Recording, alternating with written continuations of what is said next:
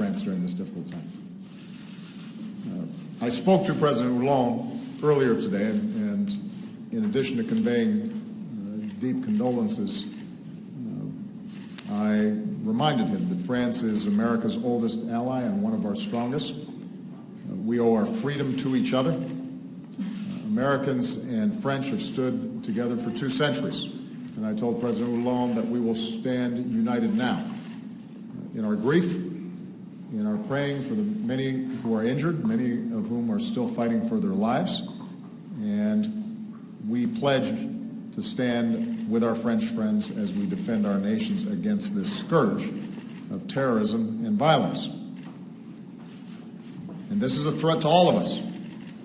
We don't know all the details, but what we know is the capacity of even a single individual to do extraordinary harm to our people, to our way of life. A lot of nations represented here today have been impacted this year and in previous years. In recent weeks, we've seen heinous attacks inspired or directed by ISIL here in the United States, in Turkey, in Iraq, in Bangladesh, in Saudi Arabia. And these terrorists are targeting and killing innocent people of all backgrounds and all faiths, including Muslims.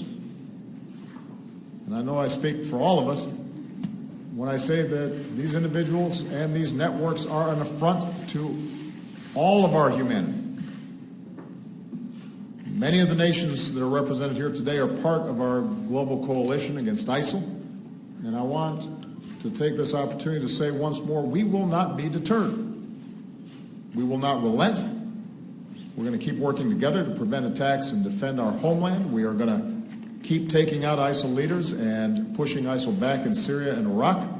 We're going to keep standing with our partners from Africa to Afghanistan, and we are going to destroy this vile terrorist organization.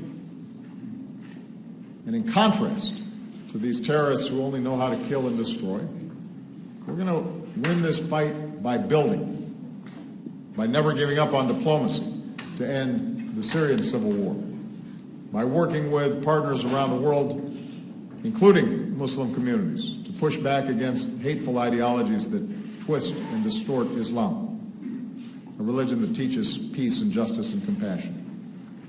We will defeat these ideologies by offering a better vision of development and economic progress, so people, especially young people, have more hope and opportunity and are less susceptible to extremism and violence in the first place. And we will continue to promote political opportunity and democracy so citizens have a say in their future.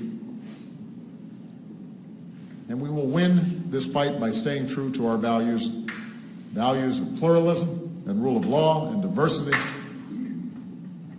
and freedoms like the freedom of religion, freedom of speech and assembly, the very freedoms that the people of Nice were celebrating last night on Bastille Day.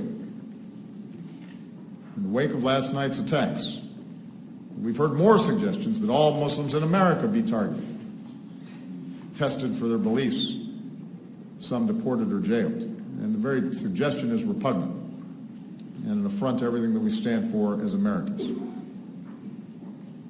We cannot give in to fear or turn on each other or sacrifice our way of life.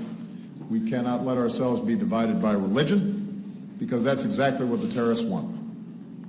We should never do their work for them.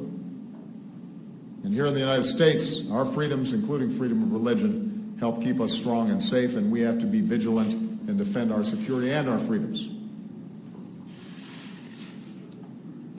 And all of us, whatever nations we represent here, I think have to step back and reflect on what we are doing to eliminate this kind of chronic violence.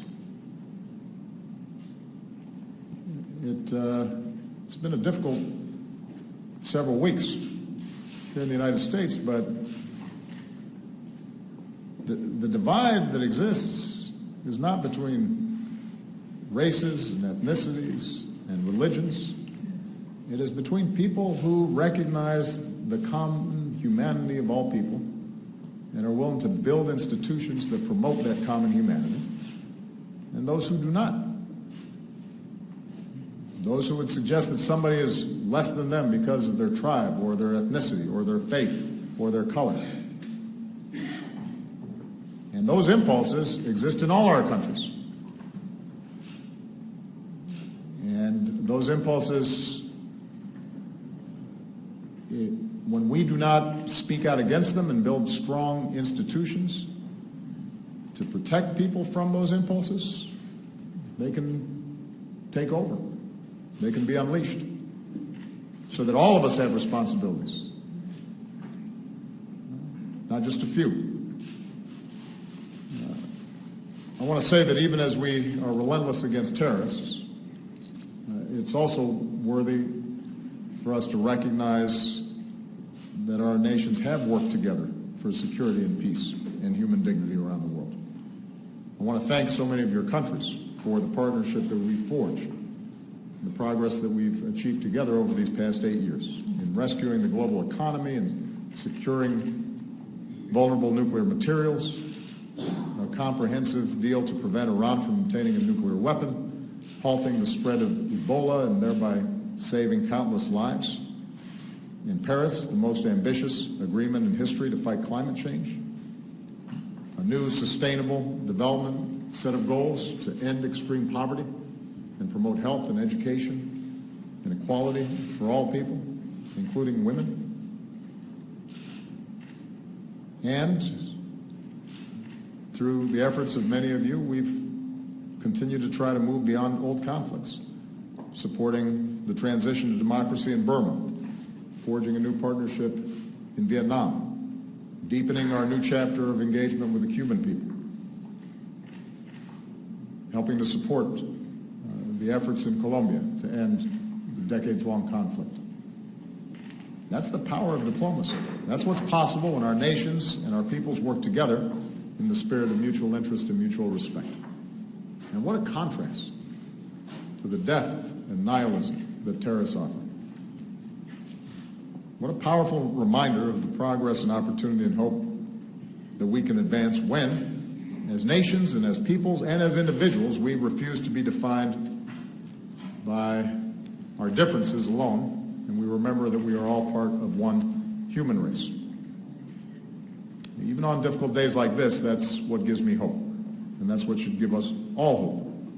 Because on this planet of more than 7 billion people, the hatred and the violence of a few ultimately is no match for the love and decency and hard work of people of goodwill and compassion, so long as we stand up for those values, and so long as we answer those who would undermine those values. I'm very proud of the work that we've done over these last 7.5 years in partnership with your countries, and so long as I have the privilege of being the President of the United States, I will continue to stand alongside you to promote those values all across the world. Thank you very much, everybody.